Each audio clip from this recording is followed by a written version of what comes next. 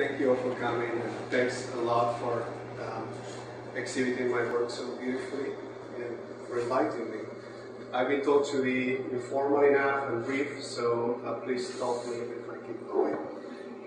I will be talking about some of my work. And probably most of you know more about these pictures than myself here, but I just wanted to briefly say that we are conditioned by the places where we live since we're born, the streets where we walk, the sidewalks, the buildings we see, and then some of those buildings become monuments and witnesses of our own history. So, in a place like Montreal, we see human traces absolutely everywhere, and it's kind of hard to imagine where wilderness or nature is. But then in other places, the situation is quite different. Before Inuit moved to these beautiful settlements and amazing houses, I'm being sarcastic, in the settlements of the Canadian Arctic in the late 50s and early 60s, they actually were semi-nomadic people, and they lived across a very vast territory going from Greenland all the way to western Siberia. So Nunavut itself, to give you an idea, we were talking about roughly over 30,000 people, most of them Inuit, living in a place that is about the size of Western Europe. So it does give you an idea of wilderness and nature. And then sometimes as outsiders going to the Arctic, we wonder, well, where are the people? Where are the human traces? And sometimes we make the mistake of thinking of the Arctic as only that, wilderness. But the architecture that Inuit used, like this beautiful drawing made by Captain Lyon in the 1920s, including, is actually quite ephemeral, in a sense that that windbreaker that this hunter is using will eventually melt or break, will disappear. So there will be no archaeological remains, there will be no monument in that sense there.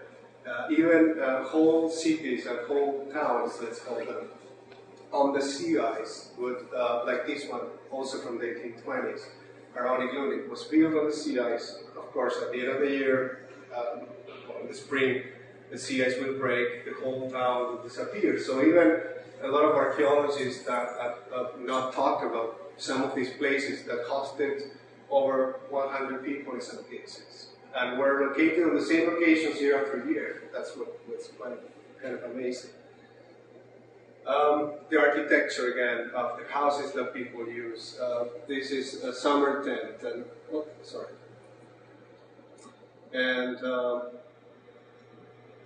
this is basically archaeological remains, just some rocks. That's it, and of course the igloo, which is beautifully architected, from the point of view of the design of the building, will also disappear.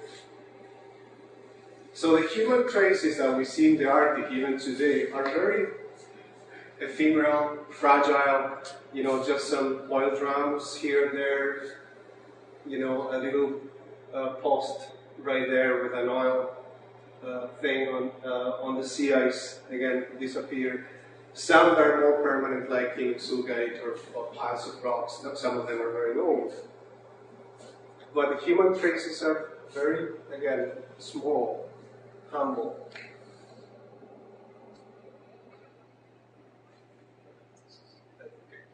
So when I started doing my research in year 2000, I was actually documenting Inuit place names.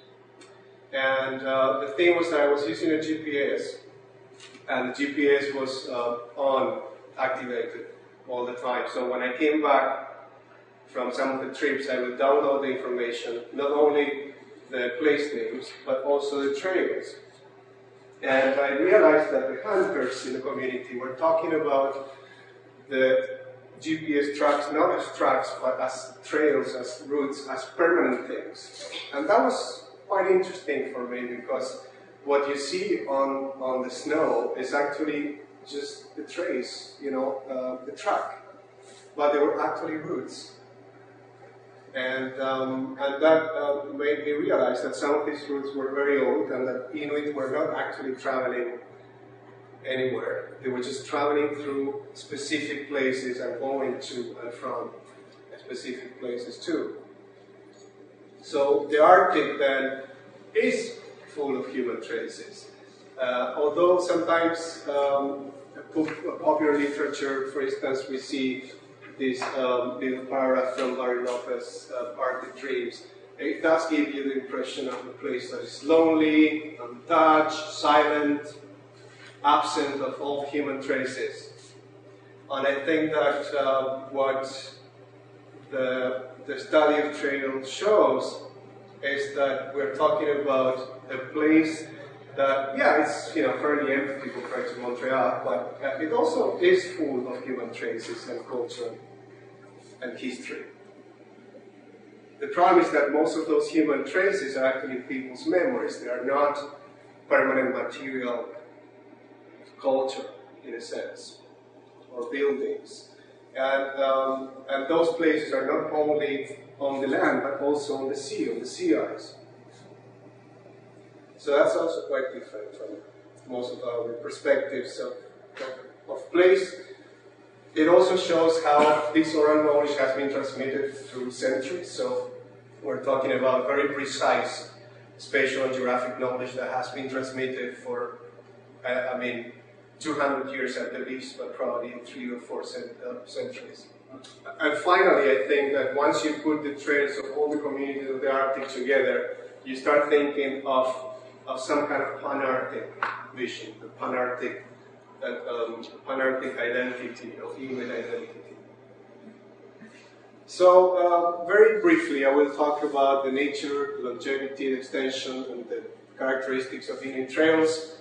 And we will talk about, what we think the Arctic landscape is and how humans use it. So I did most of my research on the island of Igloolik in the Eastern Canadian Arctic, but I have been in many other places also, and I'm trying to expand geographically my mapping. So mapping is a very important part of my research.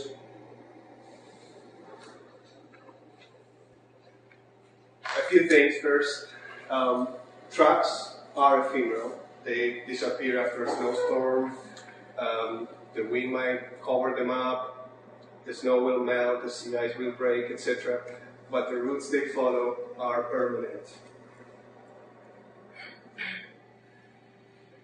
Trails are social entities. One of the reasons for which people use those trails is because they will find other travelers. So if you have a problem, you're not in the middle of the Arctic, you're not in that extremely isolated place, there's just the wilderness. You are actually within a network of communication. And people used to call them home in a sense, because, remember, before they moved to permanent settlements, people would actually live on the trails. They would have semi-permanent settlements in some cases, but they would also use those trails for living. So they were not just transitional places, they were places that they could call home. And of course, news even today go back and forth with the travelers. Today people have television, satellite phones, etc. But in the past, that was the only way of getting news. Something I would like to say very briefly is that the tracks could be imagined as land trajectories or traces, but they also converge with sky trajectories. What you see here are actually snowdrifts, are drawings of the prevailing winds on the snow, and those are used by Inuit hunters as wayfinding elements. So in that representation of the wind compass made by Lucy McDonald for one of my projects, you can see the 4 prevailing winds, and you can see how the wind would actually shape the snow in a particular way, and this Okanura snowdrift will be like the needle of a compass pointing always to the west-northwest. And this road system, again, is not again, a permanent feature of the landscape, but it actually exists, and it does exist in people's memory. So when I see some of the maps that I make, I kind of think that what I have been doing is actually mapping people's memories, which is a thought that I like. The other thing is that we're not talking only about land trails. The trails go back and forth between the ocean. This is the sea ice and the land. And this is a very common feature because the sea ice itself becomes a topography that happens, again, in similar fashions year after year, although this is changing a little bit with climate change. So the way I have been documenting this very briefly, as I mentioned, I've been traveling with Inuit, following hunters to hunting destinations, visits, etc. Not doing much of that right now, but I did that until 2005, 2006. But I also wanted to show you what the trail looked like, not on the landscape, but on people's memories. And maybe you can take a few seconds to look at the narrative of this particular trail by the elder from Igloolik, Paniak, who was asked how to go from Igloolik to Naujaat, which is Repulse Bay, about 500 kilometers south of Igloolik. He closed his eyes and started imagining the horizon from the perspective of the traveler. So he was basically describing a subsection of horizons, how the rocks look, etc., and using place names as anchors, or spatial anchors. And the narrative that is not here, he would also go meander and maybe talk about how at that particular place or lake his father's dog got sick and had to be put down, or and that's part of the narrative. So the narrative itself is the journey that I call. So it's not just spatial location or layout of the trail, it's actually the recollection and the narrative of the journey. I have been using these maps. One of them is exhibited in that hall. And it was interesting this afternoon when I saw it, because the first time I see it on the wall. I made those as a way of mapping long trails, long distances. I found that using individual maps was really difficult because I ended up using like 50 or 60 maps, and it was just difficult to take them together, etc. So I realized that using Google Earth, I could produce these very long maps. Some of them are 15, 18 feet. And then people could just walk on the maps and do the mapping of the trails and place names. It's an example of the previous method that I was telling you about. So there are probably about 20 maps here. Briefly, what I do is after I have the traces of the trails and place names on the maps, then the information is digitized and becomes part of the geographic information system. I also wanted to show you how the trails, how the narratives are anchored, as I said before, in the place name. So you can certainly see the trail even though it's not there. And that is because the hunters would usually use the trail, the place names to say, okay, you have to go from this particular rock into this particular creek, and then when you see this hill on your right, then you have to turn towards so and so on. And every feature has, most of the features have names, not every one. I also wanted to mention that the trails, the human trails, intersect with other kinds of trails, animals. And that's the secret, basically, of Inuit survival. One of the problems with British, and you all have heard about the Franklin expedition, was that they didn't know when and where to find those animals. And the animals were moving. I mean, that's why it wasn't easy to find them. That's why survival in the Arctic can be challenging.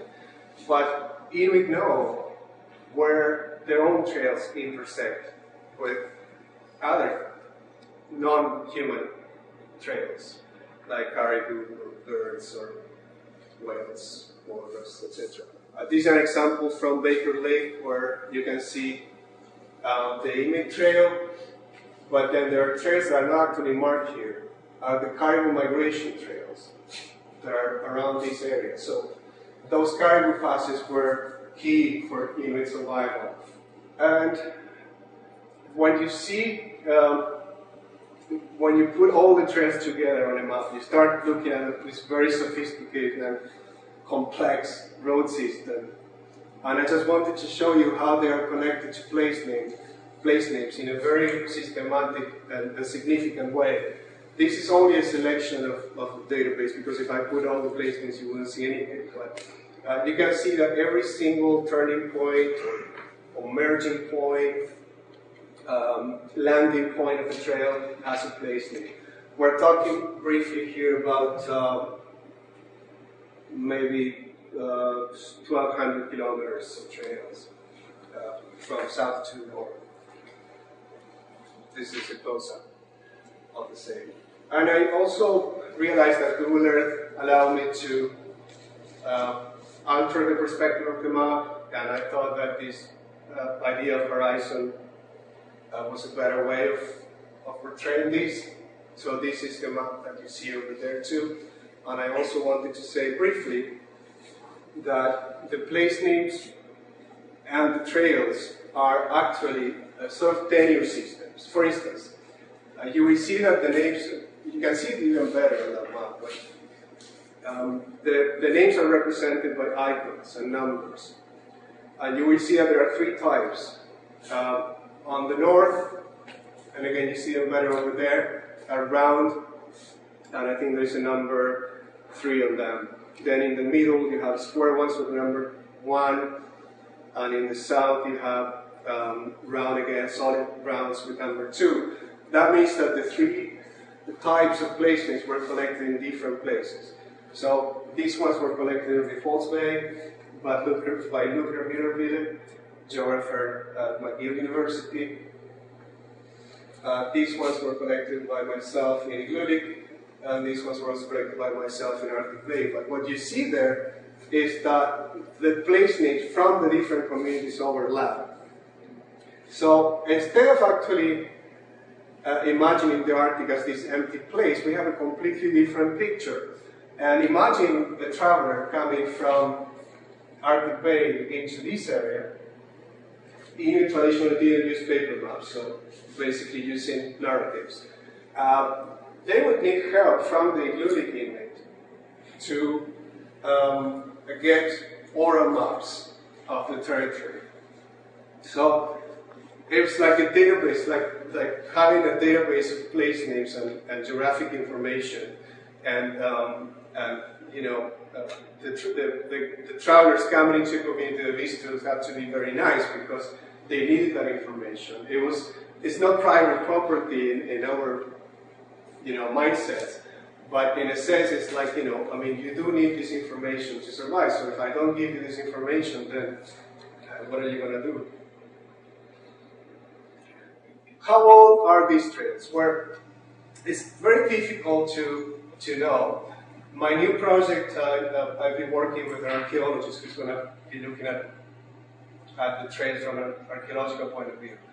But right now, all I can say is that when you ask the elders, they tell you they are extremely old. Our parents, our grandparents used them. But we can also use some ethnographic material. So this one, for instance, is a map made by an Inuit woman, Iliglu, for Captain Parry in the 1820s.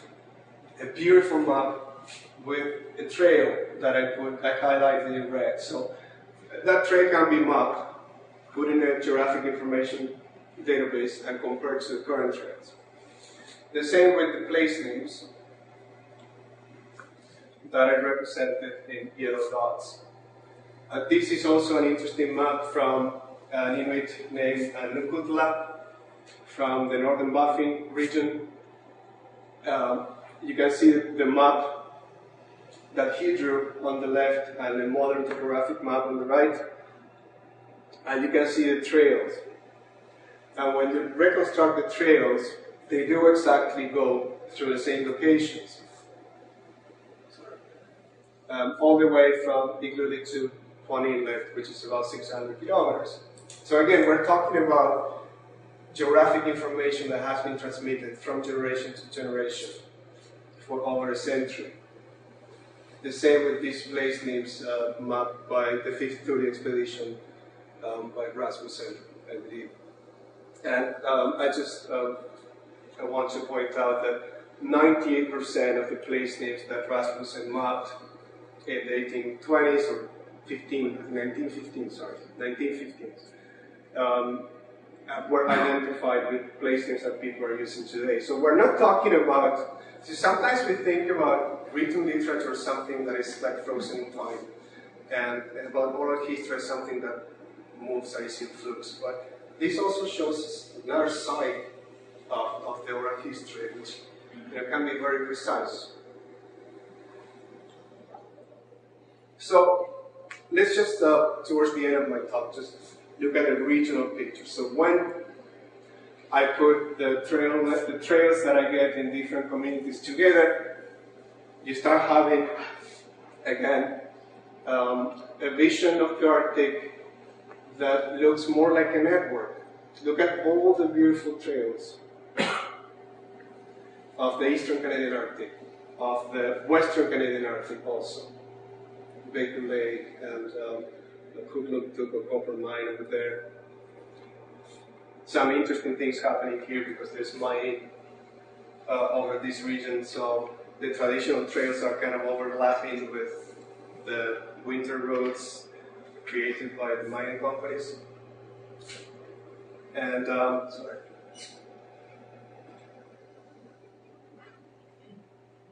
And when you look at the map of the whole Arctic, then you have this connection too, going again from, at least from Inuvik, but I believe that it would probably go all the way to Alaska. And although the trails to Greenland are not there, there are also famous, well-known trails going to the northern part of Greenland. So there seems to be evidence, although this is a bit of a hypothesis, that the Turi migrations, Turi are the Inuit ancestors, actually got news somehow of things happening in the east. Like, for instance, some archaeologists said that one of the reasons for the Turi migration was iron, meteorite iron located in northern Greenland. There's a lot of debate over that. But I think that there is a case to make for news traveling all the way. But this is a bit of a hypothesis that we can discuss. So this is probably a more accurate of a picture of the Arctic that Inuit see when they travel. Again, for any of us, that will probably be nothing wilderness except for this marking. But for Inuit, every single point in the horizon has a name. They, at least in the past, things are changing, used to use wind directions. They still do, in a sense. 16 bearings that they could recognize with different Inuktitut terms in the horizon. So this is maybe a more accurate picture. And I don't want to bore you with my conclusions, but I've been saying this all along. The Arctic is not really that isolated barren place that our popular imagination sometimes construct. I think that the history of human habitation in the Arctic and also the essence of the Inuit culture should be understood in terms of moving as a way of living. So it's not only that people knew so well their own little regions, they also were connected to other people and to other places. And, the fact that precise representations of the territory, oral history, oral knowledge, can be actually accurately transmitted for centuries without the use of maps. I believe there is a little bit of some political connotation, political implications of that statement that we can discuss later. And thank you.